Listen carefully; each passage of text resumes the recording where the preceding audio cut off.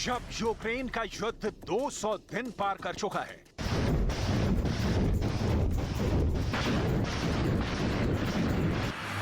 जब ताइवान पर युद्ध का खतरा रोज मंडरा रहा है,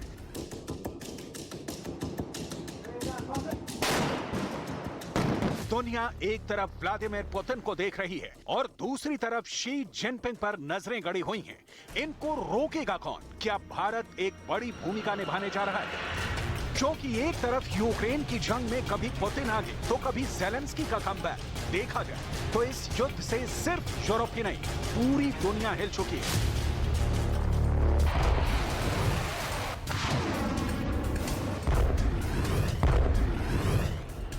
और दूसरी तरफ शी जिनपिंग के फाइटर रोज ताइवान की दहलीज तक पहुंचकर एक और महायुद्ध की धमकी दे रहे हैं। चीन के वॉरशिप ताइवान के करीब जाकर रोज आग उगल रहे हैं।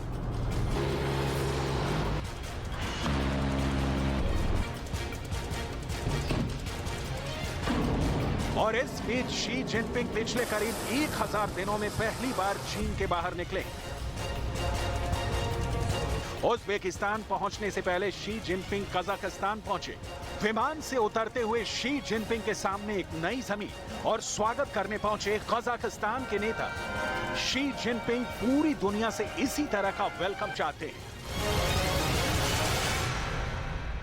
रेड कारपेट पर चलते हुए वो ताइवान को युद्ध वाले खून से लाल करने का मंसूबा सच करना चाहते हैं। उनकी कोशिश ताइवान के खिलाफ चीन के तमाम गुनाह छुपाने की है। इसमें कोई शक नहीं कि शी जिनपिंग के हौसले इस वक्त यूक्रेन में चल रहे युद्ध से काफी बुलंद है और वो भी चाहते हैं कि जो हाल पुतिन ने यूक्रेन का किया है, ठीक उसी राह पर चलते हुए वो ताइवान का हश्र करें और दुनिया उनके इस दादागिरी को खामोशी से देखती रहे। यही ख्वाहिश चीन की सेना को एलएसी पर लेकर आई थी। सवाल है कि शंघाई सहयोग संगठन की बैठक के दौरान क्या चीन के राष्ट्रपति शी जिनपिंग और प्रधानमंत्री नरेंद्र मोदी की मुलाकात होगी? और अगर हुई तो क्या बात होगी? पूरी दुनिया की नजर इस वक्त सिर्फ एक मुलाकात पर है। रूस यूक्रेन युद्ध के 200 दिन पूरे हो चुके हैं। साथ ही चीन ताइवान को अपनी ताकत दिखाने से पीछे नहीं हट रहा, लेकिन दुनिया भर के विकसित देश जिसमें अमेरिका और यूरोप के देश शामिल हैं, वो साबित करने में लगे हैं कि वो आर पार की लड़ाई के लिए तैयार हैं अगर चीन और रूस ऐसी लड़ाई पर आगे बढ़ते हैं। लेकिन भारत भी इस एससीओ की बैठक में एक हिस्सेदार है, इसलिए एक तरफा फैसले तो यहाँ कोई भी देश नहीं ले पाएगा। लेकिन इतना तो साफ है कि चीन और रूस चाहते हैं कि भारत के साथ एक बातचीत जैसे समझौते और भारत को न्यूट्रल रख के रखना ही उनकी सेहत के लिए बेहतर होगा।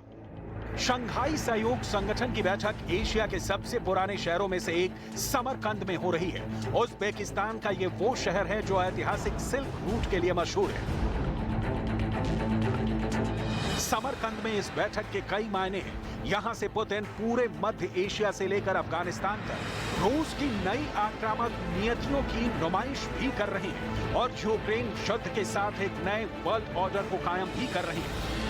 यूक्रेन में युद्ध के साथ साथ पुतिन की आक्रामक डिप्लोमेसी ने अमेरिका के दबदबे की बुनियाद हिला दी है, इसमें कोई शक नहीं। एक तरफ पुतिन यूक्रेन को लेकर पूरे पश्चिम के टारगेट पर है और दूसरी तरफ ताइवान के मुद्दे पर शी जिनपिंग ने बहुत से देशों को अपना दुश्मन बना लिया है। पुतिन और शी जिनपिंग दोनों अभी युद्ध वाले प्लेटफॉर्म पर एक साथ खड़े हुए नजर आ रहे हैं। यूक्रेन में युद्ध से सबसे बड़ी तबाही लाने वाले व्लादिमीर पुतिन को शी जिनपिंग का पूरा साथ मिल रहा है, क्योंकि चीन भी ताइवान के खिलाफ उसी तरह युद्ध करने की फिराक में है। 是中俄关系行稳致远的重要政治保障。长期以来，中俄两国元首一直通过各种方式保持着密切交往，进行战略沟通，引领两国关系始终保持正确的发展方向。 पुतिन ने इस वक्त पूरी दुनिया से टक्कर ली हुई है। अमेरिका और यूरोप ने उन्हें आर्थिक रूप से अलग थलग करने की कोशिश की, प्रतिबंध लगाए, लेकिन पुतिन ने हर चैलेंज का सामना किया और इस वक्त वही यूक्रेन के युद्ध में निर्णायक भूमिका में है।